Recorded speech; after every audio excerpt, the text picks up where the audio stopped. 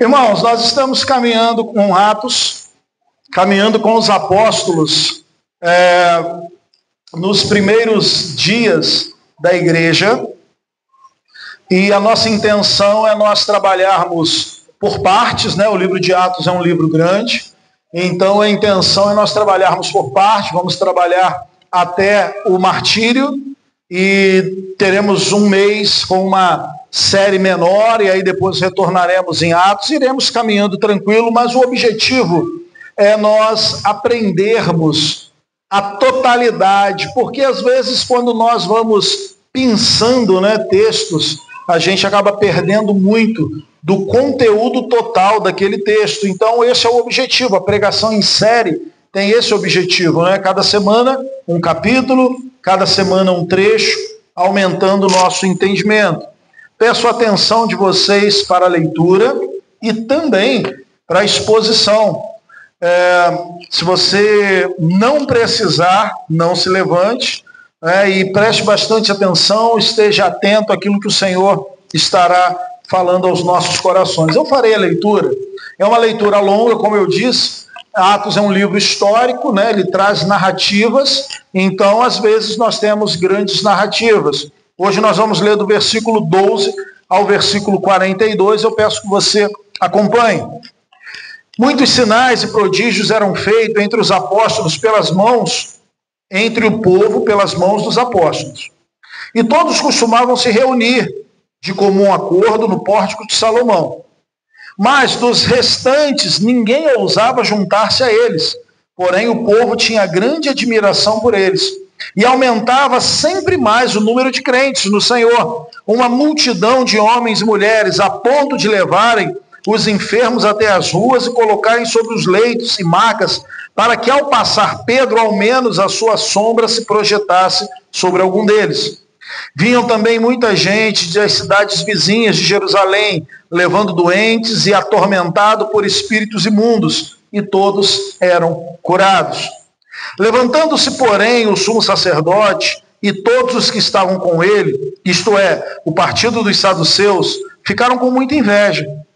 Prenderam os apóstolos e os recolheram à prisão pública. Mas de noite um anjo do Senhor abriu as portas da prisão e, levando-os para fora, lhes disse: vão ao templo e digam ao povo todas as palavras desta vida. Tendo ouvido isso, logo ao amanhecer, entraram no templo e ensinavam. Quando chegaram o sumo sacerdote e os que estavam com ele, convocaram o sinédrio e todo o conselho dos anciãos do povo de Israel, e mandaram buscar os apóstolos na prisão. Mas quando os guardas chegaram lá, não os encontraram no cárcere, e voltando reclamaram, dizendo: encontramos a prisão fechada com toda a segurança e as sentinelas em seus postos, junto às portas, mas abrindo as portas não encontramos ninguém dentro. Quando o capitão do templo e os principais sacerdotes ouviram essas informações, ficaram perplexos a respeito deles, do que viria a ser isto. Neste momento, alguém chegou e lhes comunicou: vejam, os homens que os senhores prenderam estão no templo ensinando ao povo. Então o capitão e os guardas foram e trouxeram sem violência, porque temiam ser apedrejados pelo povo.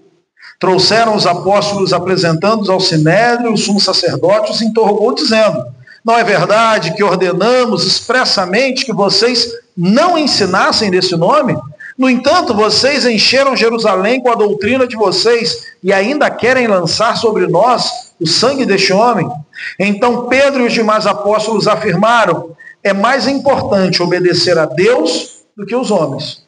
O Deus dos nossos pais ressuscitou Jesus, a quem vocês mataram, pendurando no madeiro. Deus, porém, com sua mão direita, o exaltou a príncipe salvador, a fim de conceder a Israel o arrependimento e remissão de pecados. E nós somos testemunhas desses fatos. Então, eles, porém, ouvindo isso, se enfureceram e queriam matá-los. Mas levando-se ao sinédrio um fariseu chamado Gamaliel, mestre da lei, respeitado por todo o povo, mandou que os apóstolos fossem levados para fora por um momento, e então disse: israelitas, tenham cuidado com o que vocês farão a esses homens. Porque há algum tempo atrás se levantou Teudas, dizendo ser alguém muito importante. e ajuntou cerca de 400 homens, mas ele foi morto. E todos os que obedeciam a ele se dispersaram e foram reduzidos a nada. Depois deste, levantou-se Judas, o galileu, nos dias do recenseamento, e levou muitos consigo. Também este foi morto, e todos os que lhe obedeciam foram dispersos.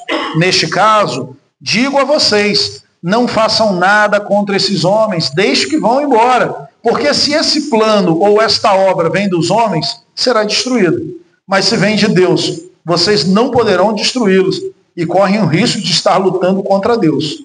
E os membros do Sinédrio concordaram com Gamaliel. Então chamaram os apóstolos e os açoitaram e ordenaram que não falassem mais no nome de Jesus. E os soltaram.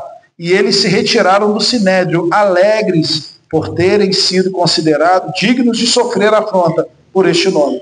E todos os dias no templo e de casa em casa não cessavam de ensinar e de pregar a Jesus Cristo.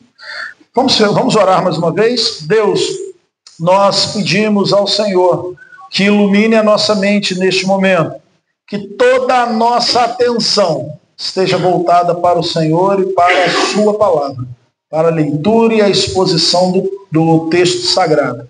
E, Pai, que este texto venha transformar, converter, curar as nossas vidas. É isso que nós te pedimos, em nome de Jesus. Amém. Bem, queridos, hoje nós vamos avançar um pouco mais e vamos pensar então nesse texto, onde a perseguição se torna agora maior. Como seguidores de Jesus, nós aqui no ano de 2025, somos constantemente desafiados a crer no invisível, a ter esperança mesmo quando tudo parece desmoronar, a permanecer na caminhada mesmo diante das tempestades, e a nossa fé muitas vezes é colocada à prova pelas circunstâncias que nos cercam. Esta é a realidade daquele que serve ao Senhor. Somos bombardeados o tempo todo. Talvez você diga, pastor, mas não estamos sendo perseguidos. Mas certamente somos alvos das setas malignas que têm por objetivo enfraquecer a nossa vida, desanimar a nossa vida, desanimar na caminhada, desanimar no serviço ao Senhor, tirar-nos da igreja, tirar-nos da reunião dos santos. Esta é uma realidade que nós vivemos. O texto de hoje, ele nos conduz novamente aos desafios da igreja, aos desafios dessa igreja que estava nascendo, os desafios enfrentados por este povo.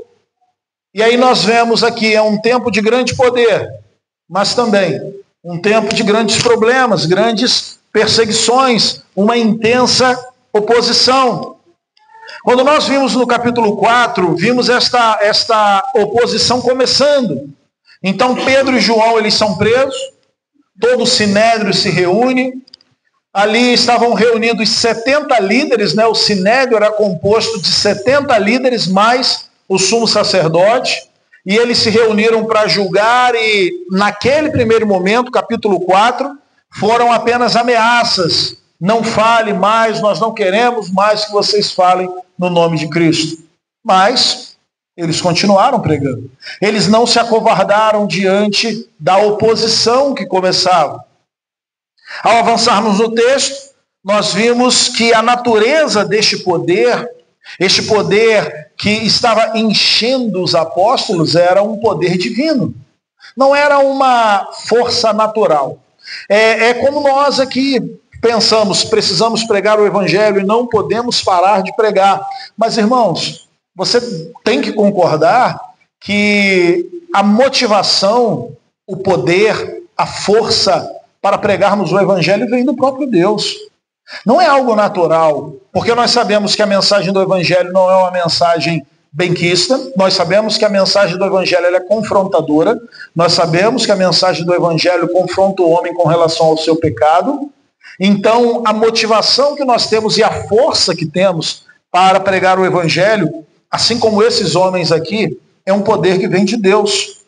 As manifestações deste poder na comunidade da fé vai fortalecendo e mostrando ao povo que aqueles homens realmente eram homens de Deus. Então vem a pregação, com a pregação no contexto que nós temos aqui de Atos, muito poder, muitas curas, sinais e maravilhas. Isso tinha um objetivo, tá?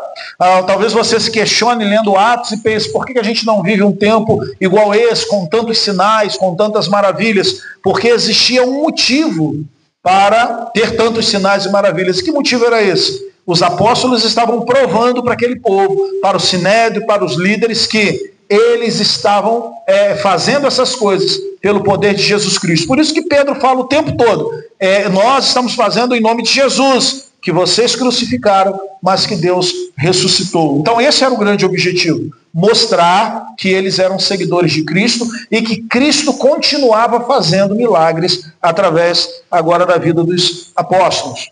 Nós podemos então olhar para o texto sobre dois prismas aqui. Nós podemos dividir esse texto em dois blocos. O primeiro deles, do capítulo 12 ao 17, que vai mostrar o poder, que vai mostrar o resultado desta ação poderosa do Espírito Santo.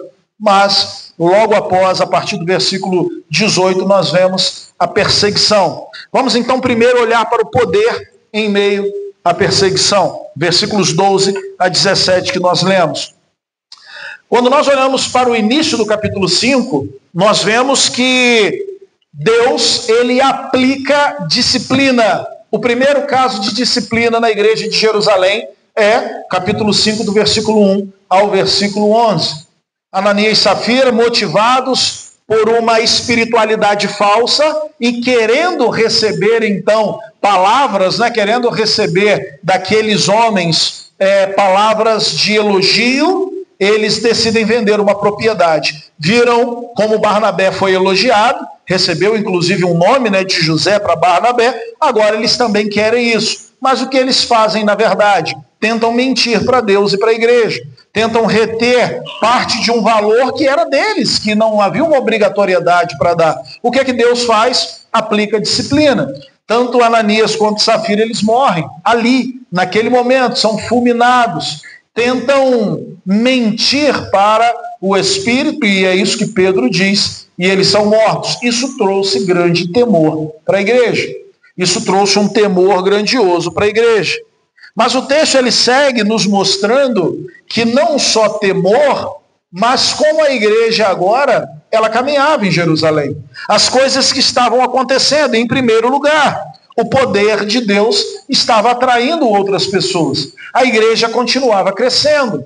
Uma igreja cheia do Espírito Santo, ela vai caminhando e crescendo. Aqui nós vemos que a igreja ela continua avançando. Ela continua crescendo, era uma igreja que ora, é uma igreja que busca a presença do Senhor e ela vai atraindo outras pessoas. O texto diz, muitos sinais e maravilhas foram feitos entre o povo, pelas mãos dos apóstolos, e cada vez mais crentes no Senhor, multidões de homens e mulheres eram acrescentados ao número deles. Então, Atos 5, de 12 a 17, nos mostra este cenário da igreja primitiva. Através dos apóstolos, eles experimentaram um crescimento notório, notável, e o impacto era profundo dentro da sociedade. Mas os milagres, eles chamavam a atenção. Os milagres, eles aconteciam para chamar a atenção, mas o que realmente atraía aqueles homens era o testemunho coerente dos apóstolos. Não eram os milagres o fim. O objetivo não era viver milagres, o objetivo era ser alcançado pelo Evangelho e ter a vida transformada. Por quê? Porque, queridos, não vivemos por milagres. Imagine que alguém tem uma doença seríssima, terminal. Deus cura, glória a Deus, a igreja ela se alegra, a pessoa curada glorifica a Deus, mas inevitavelmente essa pessoa vai morrer um dia. Mas aquele que é alcançado pelo Evangelho de Cristo, aquele que é alcançado pela mensagem, pelas boas novas de transformação, aquele que é transformado pela mensagem da cruz, ele tem a vida eterna. Mas aqui qual era o grande foco principal? E isso já nos leva a uma reflexão.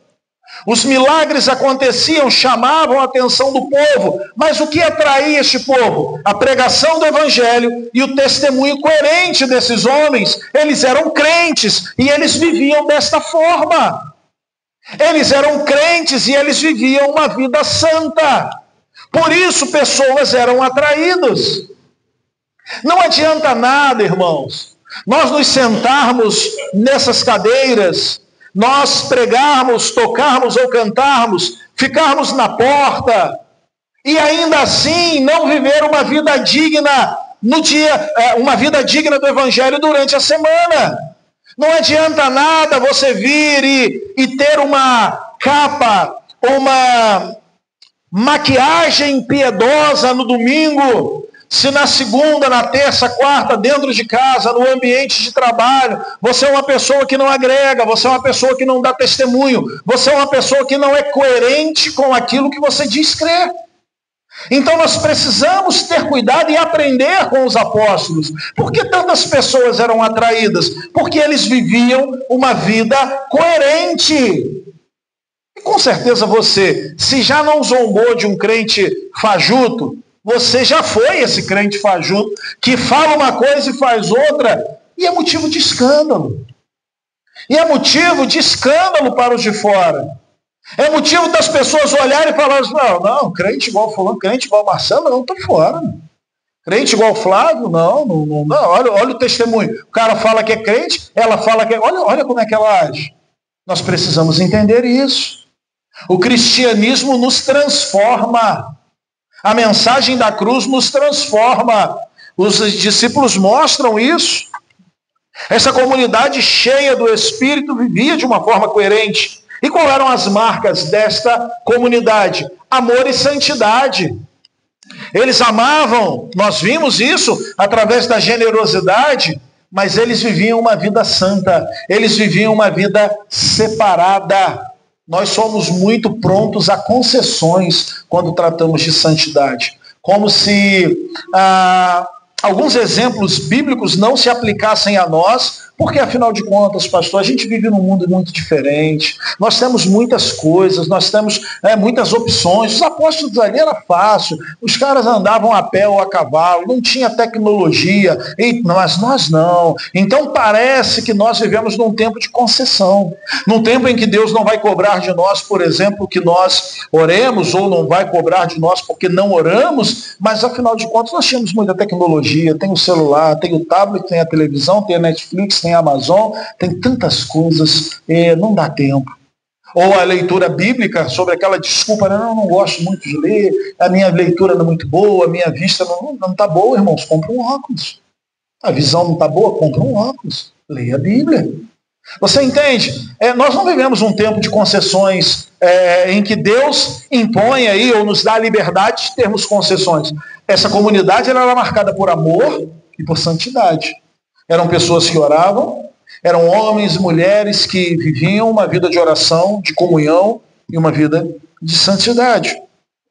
Quando nós olhamos para essa comunidade também, nós notamos, o poder de Deus não era manipulado pelos apóstolos. Infelizmente, nós vemos muito disso hoje, Algum tipo de manipulação, e claro que não é o poder de Deus, mas apenas manipulação para chamar a atenção das pessoas. A verdadeira igreja, a igreja de Cristo Jesus, ela não precisa se valer desse tipo de estratégia. Nós não precisamos criar nenhum tipo de teatro, nós não precisamos criar algum tipo de encenação para que as pessoas achem que o poder de Deus está aqui. O que nós temos que fazer? Buscar o poder de Deus. Viver uma vida piedosa, viver uma vida de busca de santidade, é isso que temos que fazer.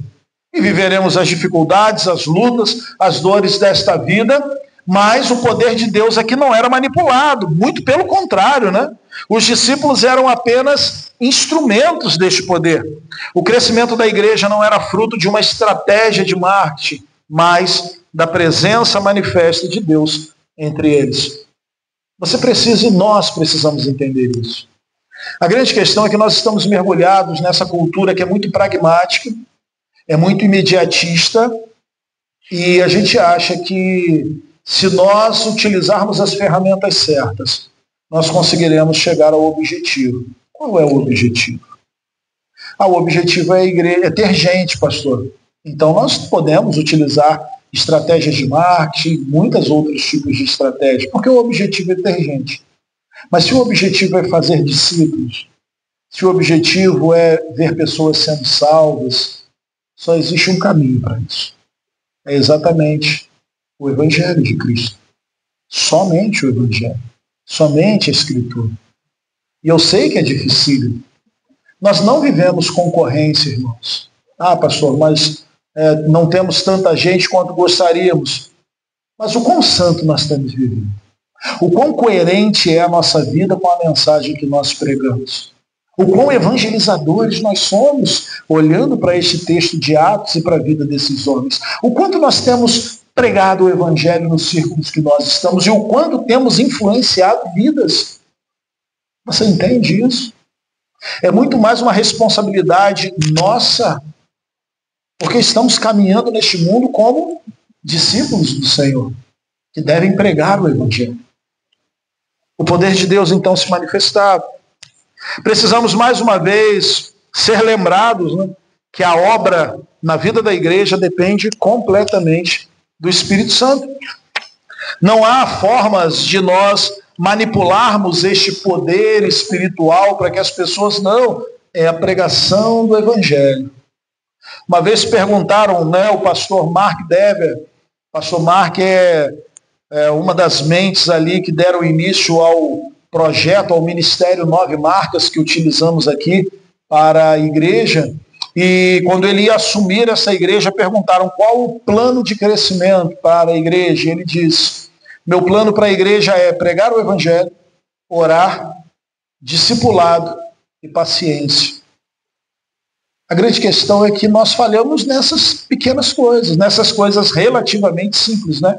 Pregar o Evangelho é a nossa missão, orar, e temos falhado nisso, discipular e relacionamentos, e esperar Deus agir no meio da comunidade. É aí que nós temos que nos agarrar. Então, quando nós olhamos o poder em Atos, esse poder atraía. Por quê? Porque a vida desses homens era coerente com a pregação do Evangelho. Porque eles viviam em uma comunidade de amor, mas em uma comunidade de santidade. O que nós conseguimos enxergar também, né? Que o poder de Deus assustava esse povo. Olha lá no versículo 13. Dos demais, ninguém ousava juntar-se a eles. Entretanto, o povo os tinha em alta conta. Por que ninguém ousava se juntar a eles? Parou para pensar nisso? Já leu esse texto e já teve, de repente, isso saltou aos olhos. Eles eram quistos, né? Os caras olhavam, e a gente vê até lá em Atos capítulo 2, né? Que o povo tinha eles, em uma conta alta, era um padrão, eles eram respeitados. Mas aqui, neste momento, diz que alguns homens não ousavam chegar perto deles, se aliançar a eles, se juntar a eles. Por que disso? Por que você acha que eles não queriam se juntar ao grupo? Alguém? Marcela fechou até o olho, porque sabe que eu vou perguntar a ela. O que você acha, Marcela? Porque a igreja? O que você acha? Por que, Júlia? Exatamente. Fala alto aí, Júlia. Para todo mundo ouvir, o pessoal lá atrás não ouviu. Fala aí, é só falar. Ouviram? Por causa de Ananias e Safira. Sabe por que os caras não queriam se juntar à igreja? Porque eles olharam para a igreja e viram que Deus aplicou a disciplina para Ananias e Safira mentirosos, e eles disseram o seguinte: meu irmão, naquele grupo ali, ou tu entra de verdade, mas se tu entrar na falsidade, tu morre. Esse Deus é tão santo, este Deus é tão santo, que se tu brincar com ele, te arrasta para cima. Já foi, morreu. Eles começaram a temer a igreja, eles começaram a temer a santidade de Deus, porque eles viram, e o assunto rodou, aquele grupo ali é gente pra caramba, mas o pessoal que mente ali, os mentirosos o casal morreu fulminado, os caras mentiram e morreram na mesma hora. Você entende? Era exatamente isso, era a mensagem da disciplina divina reverberando em meio ao povo, ao ponto de, se alguém quer se aliançar a este grupo, mas ele não foi alcançado pelo Evangelho, ele está se achegando de uma forma mentirosa, ele, opa, não vou não. Esse pessoal aí é alto padrão, mas eles lá e eu aqui. Por quê? Porque eles tinham medo. Eles tinham medo, as pessoas respeitavam, mas eles temiam se aproximar de Deus de qualquer forma, porque eles viram a manifestação do poder de Deus na vida da igreja, através da disciplina de Ananias e Safira. O medo era o reconhecimento de que Deus não estava ali brincando. Deus não estava brincando. E aí você pensa assim, mas Deus está brincando hoje? Deus perdeu a mão hoje? Deus hoje está agindo de uma forma diferente? Não se engane, irmãos. Não se engane. Aquilo que aconteceu com Ananias e Safira acontecerá com todos os falsos que estão no meio da igreja. Não tenha dúvidas disso. Se não aconteceu hoje, eu falei isso semana passada. Se você está aqui, você é um falso crente e você não caiu morto agora, é a misericórdia de Deus. E se arrependa. Se arrependa. É uma oportunidade divina para que você se arrependa dos seus pecados. Porque todos os Ananias e Safiras no meio da igreja, um dia estarão diante do Senhor e irão ser fulminados. É a disciplina. É a ira de Deus sobre o pecado. Mas isso trouxe temor para aquela cidade, para aquela comunidade. Isso confronta nosso desejo por uma espiritualidade falsa, por uma espiritualidade fake, por uma maquiagem, por uma piedade falsa, por somente chegar aqui, levantar as mãos, chorar, mas viver uma vida completamente ímpia durante a semana, completamente distante de Deus. Isso nos confronta, isso deve nos trazer temor de sermos cristãos verdadeiros, e eu digo verdadeiros, perfeitos não seremos nesta terra, mas viveremos na presença do Senhor em arrependimento todos os dias. O que não pode, irmãos, é nós vivermos uma vida completamente mentirosa e achar que está tudo bem. Não está. Poderemos nos enganar, não estamos enganando Deus. E um dia a justiça divina e a disciplina divina virá. Ah, pastor, está botando medo? Não, queridos, eu estou chamando a igreja ao arrependimento. Eu estou sendo chamado ao arrependimento. Aos joelhos dobrados, lágrimas nos olhos e pedido de perdão a Deus. E se você é um cristão, certamente você vai fazer isso. Você vai se arrepender. E se você não for, você vai continuar até o dia final, vai se encontrar com Cristo e receberá o justo julgamento do Rei. Então, essa é a questão. Tenha temor de entrar na presença de Deus por essas portas. Tenha temor de se apresentar diante do Senhor de uma forma mentirosa e descompromissada. Tenha temor disso. E em terceiro lugar, teremos muito mais a falar, mas nesse primeiro trecho, até o versículo 17, o poder de Deus incomoda. Lá no 17 diz, né, levantando-se os sumos sacerdotes, todos que estavam com ele, encheram-se de inveja. O poder de Deus, irmãos, a pregação do evangelho, ela irá incomodar. A inveja, quando nós olhamos a vida aqui do Sinédrio, né, ela é reveladora.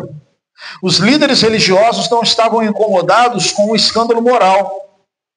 Não estavam incomodados com uma doutrina herética. Eles estavam incomodados com o sucesso e o poder dos apóstolos. Este era o grande incômodo. Qual era a grande questão com eles? Rabis, eles pregavam nas sinagogas. Somente os sacerdotes pregavam no templo de Jerusalém. De repente, eles estão no templo e Pedro, João, Tiago, Natanael estão pregando no templo. Eles não tinham essa autoridade. Estão pregando no templo, vidas estão sendo curadas, vimos o coxo há algumas semanas atrás, que acompanhou os apóstolos, algo que não podia ser negado, todo o povo viu esse milagre, um homem 40 anos coxo foi curado. Qual era a grande fonte da inveja ali? Porque esses homens são moralmente errados, eles não podem estar falando. Esse não era o problema, eles eram coerentes com a mensagem.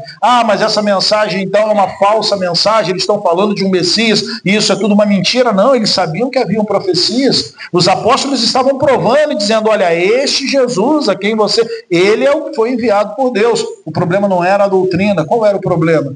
O problema é que o sucesso e o poder não estavam com eles. Por quê? Porque eles eram sepulcros caiados. Porque eles eram homens que não representavam, eles eram homens que não viviam uma piedade verdadeira, uma santidade bíblica, eram falsos. Cristãos ainda que vestidos e sentados nas cadeiras dos líderes religiosos. Os líderes estavam então incomodados. O poder, o Deus, quando Deus se move, os poderes estabelecidos, eles são ameaçados. É por isso que a pregação do Evangelho é tão perigosa.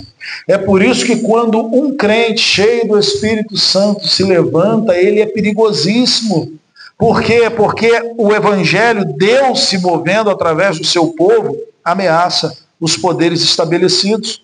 O Evangelho, quando pregado com poder, nunca é neutro. Preste atenção, guarde isso. Quando o Evangelho é pregado com poder, nunca é neutro. Ou ele vai converter, ou ele vai trazer perseguição. Mas nunca é meio termo, nunca é tranquilo. Você prega o Evangelho, você vai ser humilhado, vai ser perseguido e vidas vão ser alcançadas pelo Evangelho. Esse é o movimento do Evangelho. O Evangelho neutro, esse Evangelho gente boa, esse negócio que todo mundo está dando tapinha nas costas, tem alguma coisa errada. Por quê? Deus se move para que os eleitos sejam alcançados, vidas sejam alcançadas, e aqueles que são da descendência da serpente, eles se colocam contra a pregação do Evangelho. Então a pregação, ela nunca é neutra, transforma e provoca resistência. Esse é o movimento da pregação do Evangelho. Transformação e resistência.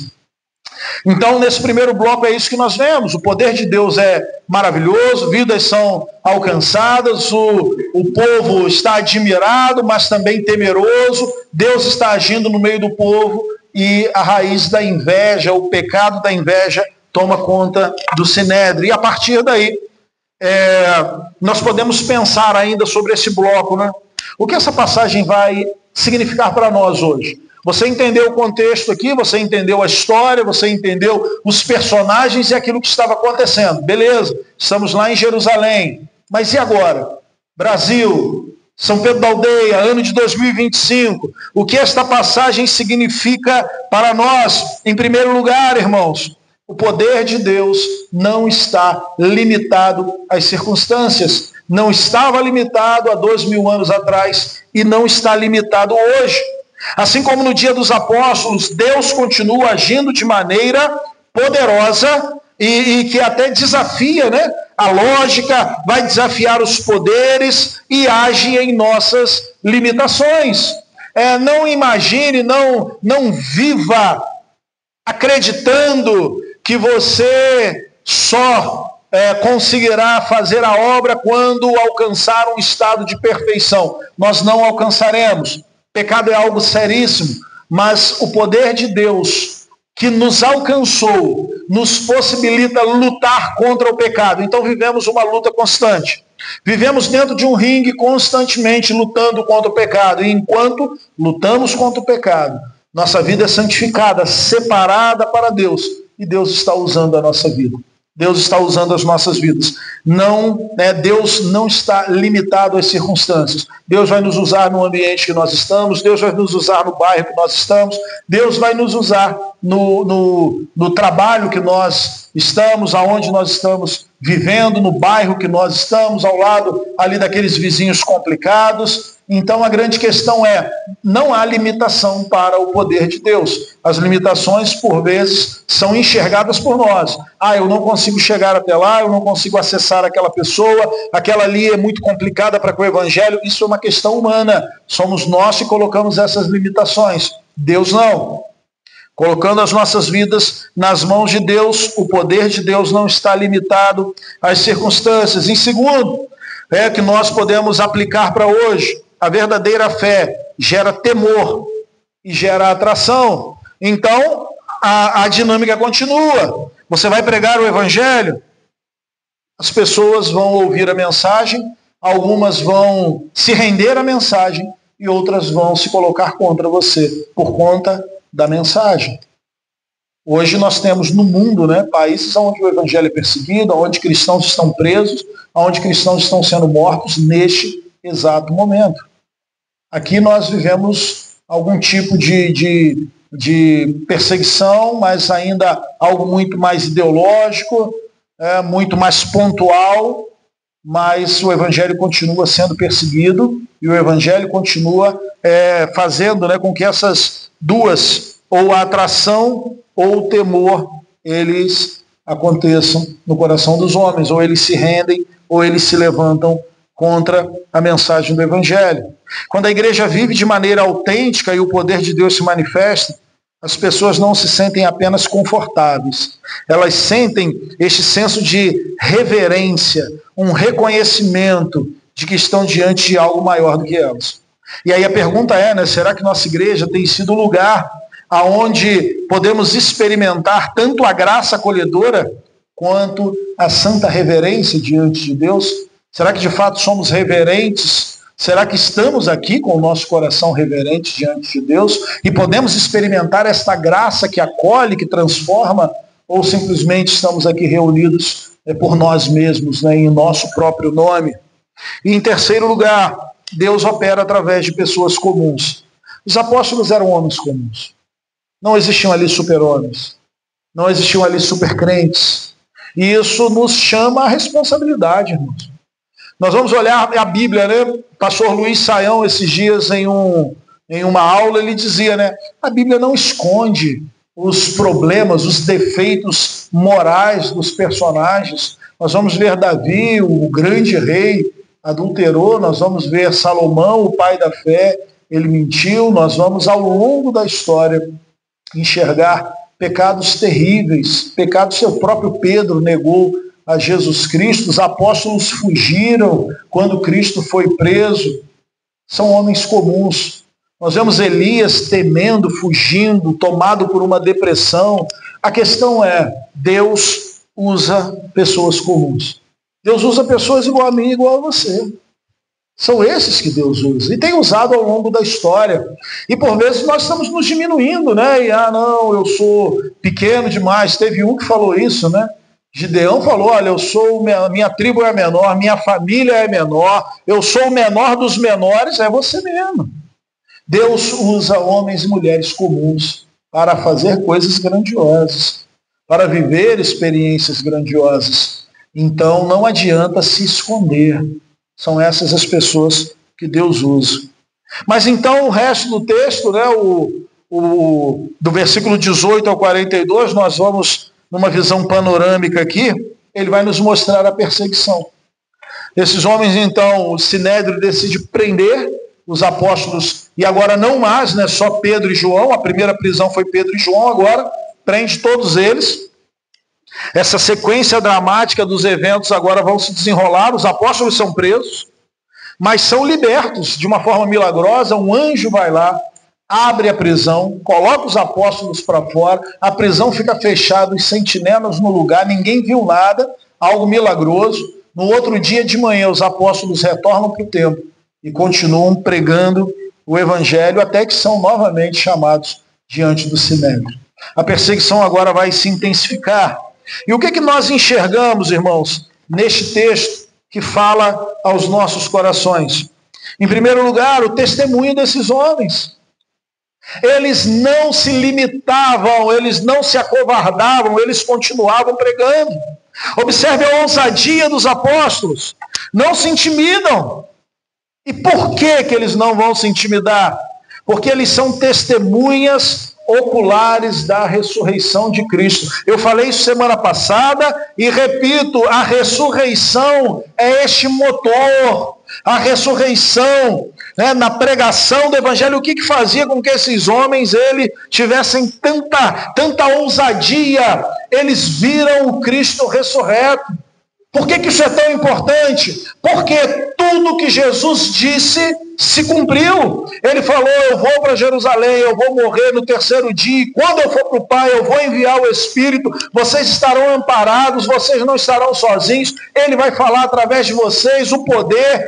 A grande questão é, tudo se cumpriu. Havia ousadia exatamente por causa disso. A ressurreição não era apenas um evento histórico, era uma realidade transformadora, que lhes dava uma nova perspectiva de vida. O propósito de Deus era moldado por conta da ressurreição, desta visão clara do Cristo ressurreto. A morte de Jesus na cruz foi um escândalo, mas a sua ressurreição validou tudo o que ele disse e tudo o que ele fez. A ressurreição provou que Jesus era quem dizia ser, o Senhor e Cristo, o enviado, o Messias, o Salvador. Por isso esses homens não paravam. Eles foram, não falem mais, eles estavam lá falando. Agora eles são presos. E o anjo solta, e o anjo mesmo é que manda, né? Vocês vão ver no texto, o anjo fala: olha, voltem lá e preguem. E eles de manhã estão lá pregando o evangelho. Eles não se acovardam. Isso nos confronta, irmãos. Por vezes nós temos nos acovardado, temos nos escondido. E temos nos escondido atrás do quê, né? Atrás de conforto, atrás de tapinhas nas costas, atrás de pessoas olharem para nós como cristãos legais. O cara é cristão, mas é legal, né? Ele fala umas besteirinhas com a gente, ele está aqui com a gente. O cara é legal, é crente. É crente, aí é a armadilha de Satanás, né? E a gente se acovarda: não, eu não posso, eu tenho que medir, eu não posso falar, porque o evangelho é confrontador, porque o evangelho ele pode ferir essas pessoas num tempo de politicamente correto. Então eu me calo, e temos nos calado, nos acovardado atrás desse conforto, atrás desses tapinhas, atrás dessas palavras de elogios que não acrescentam em nada para nós. Os discípulos não se acovardavam, já estavam sendo presos. E o máximo, né, o ápice, é no final do texto, quando eles são açoitados.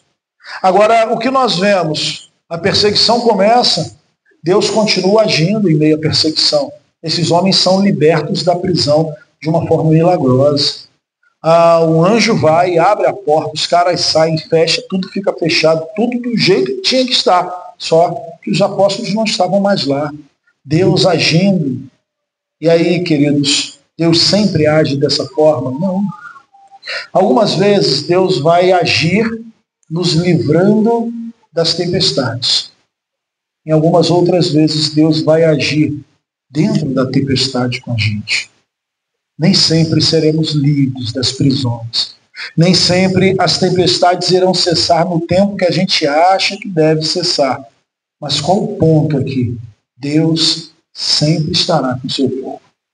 Deus sempre estará cuidando do seu povo.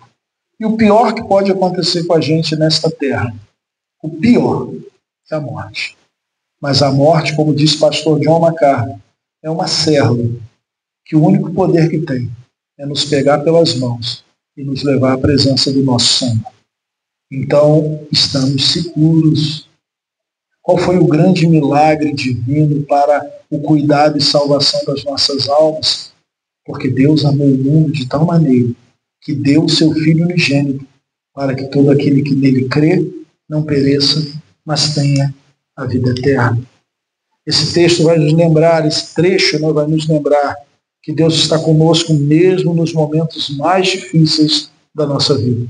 E que algumas vezes nos livra das tempestades, mas outras nos transforma em meio à tempestade. O que nós vemos também aqui, oposições, né? Prenda eles. Agora vai lá buscar para a gente poder julgar. Eles vão, abrem e falam: olha, não tem ninguém. A prisão estava toda fechada, os cadeados no lugar, os sentinelas estavam nos seus postos. Quando a gente abriu, não tinha ninguém lá. E agora? Chega alguém e diz, mas esses homens que vocês prenderam ontem estão lá no templo. Traz eles novamente. Aqueles homens estavam, os líderes religiosos, estavam enfurecidos. Queriam ver a morte. E agora já começam a falar de morte. Eu falei algumas semanas atrás, não se engane com esses homens. Eles têm barbas brancas, roupas religiosas, se sentam em lugares religiosos. Eles não são tranquilos, eles não são pastorizinhos bonzinhos. Esses homens mataram Jesus e agora já começam a falar em matar os apóstolos também. Já começam a tratar os apóstolos como uma ameaça digna de morte. Já querem matar os apóstolos. Um desses homens, então, Gamaliel, que a gente vai conhecer através de Paulo, foi o professor de Paulo. Ele vai dar uma palavra de conciliação, uma palavra de sabedoria. Ele vai dizer, tomem cuidado. Apareceu Teudas e apareceu Judas, foi um povo atrás deles, eles morreram, o povo dispersou. Cuidado, porque vocês podem estar lutando contra a obra de Deus. Tomem cuidado. E aí, mais uma vez, o texto captura a nossa atenção. Nós devemos ter cuidado com isso. Por vezes nós nos colocamos como guerreiros, né? Lutando. Mas a questão precisamos ter certeza que nós estamos nas fileiras, no exército correto. Cuidado, na tentativa de proteger o evangelho, você pode estar lutando contra o próprio evangelho. Cuidado. Na tentativa de se levantar e falar, e hoje nós temos muito disso na internet, né, toda essa liberdade, você pode estar falando contra o evangelho, contra o próprio Deus. Tome cuidado. Ouça o conselho de Gamaliel, avalie esse conselho a partir da sua própria vida. Veja se tudo aquilo que cremos está fundamentado na palavra. Se estiver, amém. Defesa do evangelho, vamos para frente, vamos com ousadia pregar o evangelho. Mas tome cuidado. Tenha certeza de que a Escritura é o parâmetro que guia a sua vida, para que você não se torne um desses homens que está achando que está defendendo a verdade, mas na verdade está lutando contra o evangelho. Em último lugar, a alegria na perseguição. Aqui é o ápice, queridos, aqui é o clímax, aqui é o ponto alto. Por quê? Os caras são surrados, eles apanham. E aí imagine você, está ali na Praça de São Pedro, na Praça do Canhão, pregando o evangelho, a polícia vem e te prende. Te levou preso, o anjo te soltou, você voltou para a Praça do Canhão no outro dia de manhã, está pregando o evangelho, está pregando, o anjo mandou pregar, você é ousado, você está cheio do Espírito Santo, Deus está agindo e você está pregando, e gente está se convertendo, e você pregando, a polícia vem, prende você de novo. Prende sem violência, né? Porque fica com medo do povo. O povo está ouvindo a mensagem e se entregando a Cristo. Leva você novamente para o tribunal. Chega no tribunal, tem essa palavra, né? Um juiz conciliador diz, não faz nada com esses caras, manda embora. Se não for de Deus, vai acabar. Se for de Deus, continue. E a gente pode estar lutando contra Deus. Aí ele chega e fala o seguinte, beleza, vamos liberar. Mas antes de liberar, pega a PM, dá um couro nele. Vai lá, surra ele, para ele ter medo, para ele parar de... Surra ele e fala com ele para parar de pregar. E esses homens são açoitados, são surrados. Agora é o clímax, é a grande manifestação do poder de Deus. O que acontece com esses caras? Saem aborrecidos, saem entristecidos, saem magoados, saem bravejando contra Deus, dizendo, tá vendo, estou pregando o evangelho, o que aconteceu comigo? Estou todo lanhado aqui. Não.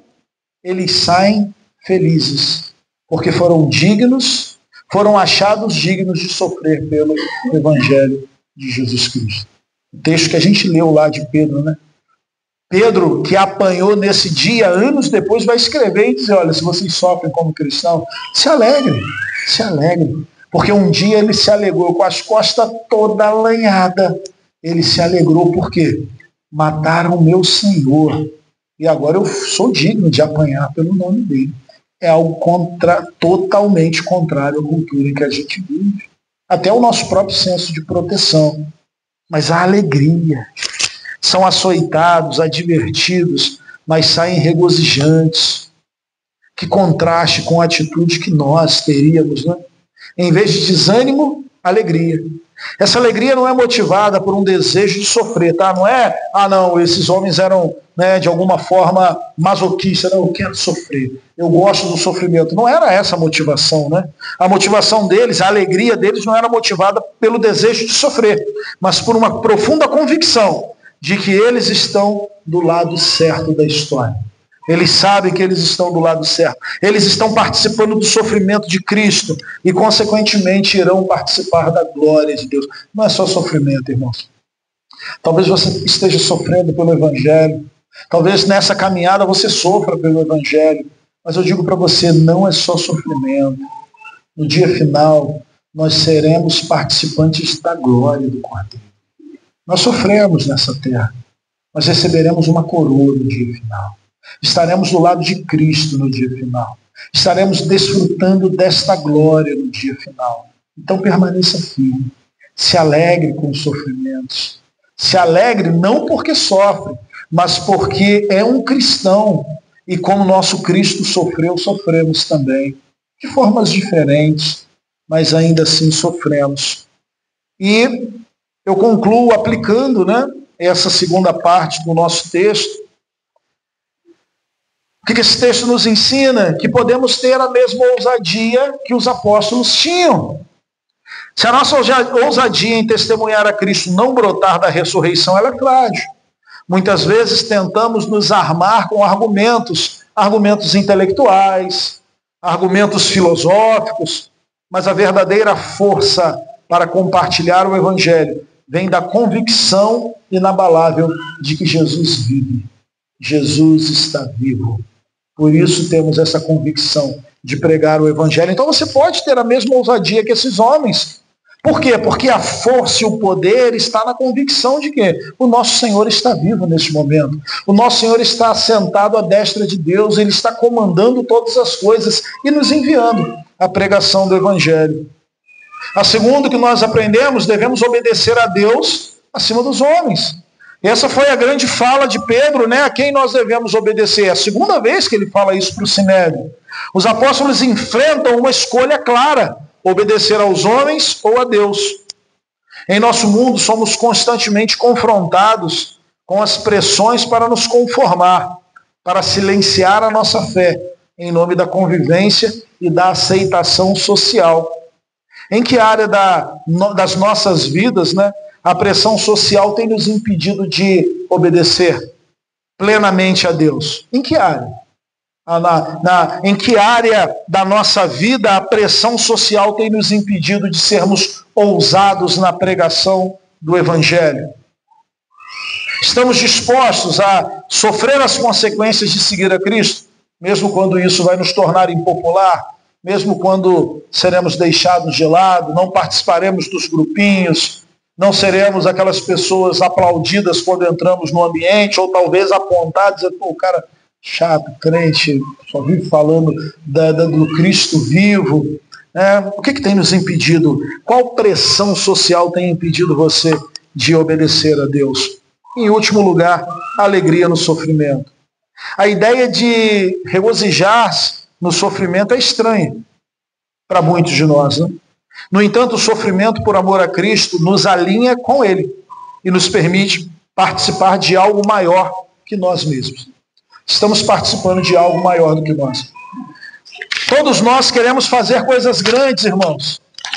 Se você sentar de repente com as pessoas mais idosas lá no final da vida e perguntar qual o seu arrependimento, não ter vivido melhor a minha vida, não ter feito isso ou aquilo que eu gostaria de fazer, ter deixado projetos para trás. Por quê? Porque todos nós queremos fazer parte de algo grande, todos nós queremos mudar o mundo.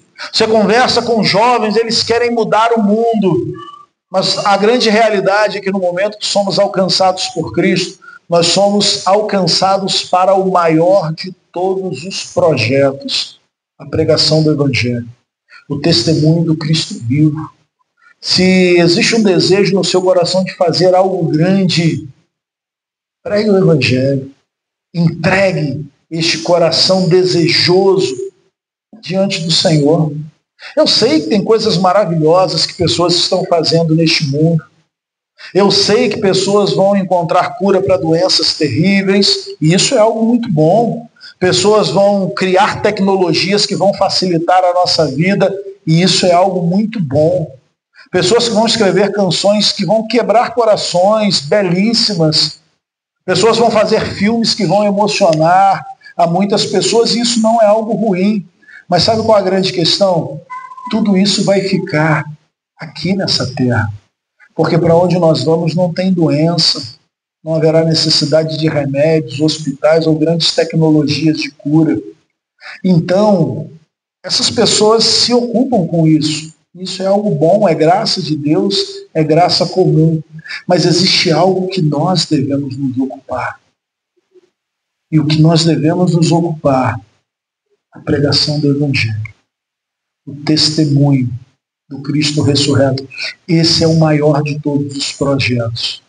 E o idealizador desse projeto nos convidou, nos chamou, nos resgatou, nos salvou para que nós fizéssemos parte dele. Não vire as costas para isso. Olhe para Pedro, olhe para João, olhe para os apóstolos. Olhe para Cristo, o Cristo vivo. E clame para que este Cristo te encha de ousadia, para que você possa fazer parte desse projeto belíssimo, grandioso e eterno, que é o testemunho de Cristo, a pregação do Evangelho. Um dia estaremos lá, na Nova Jerusalém, participando da glória, mas hoje estamos aqui e por vezes participaremos dos sofrimentos.